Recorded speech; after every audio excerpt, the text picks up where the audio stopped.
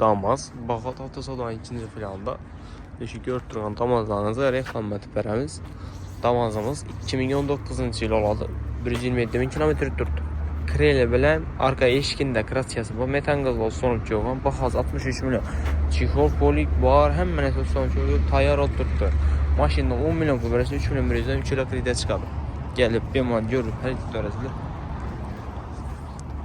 Bu damazımız paket oladı. 2024-cü il 1000 kilometr durdu. Bizində krasiyası 100% azaq. Baxaz 85 milyon.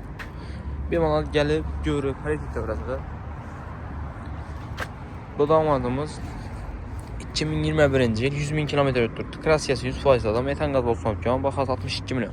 Naqd olsa üstündə gəlişə dair yerə bax. Maşından krediyə çıxaraman desəyizlə əldən 10 milyon pul verəsə 1 milyon 600-dən maşın krediyə çıxadı. 3 ilə.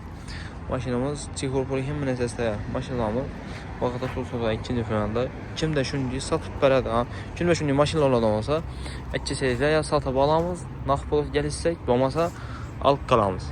Görə satıb bərədə qoy işlədilər. Vaxtda tutulsa ikinci planda maşınlar. Gəlib bir man görüb hədiyyə verəsilər.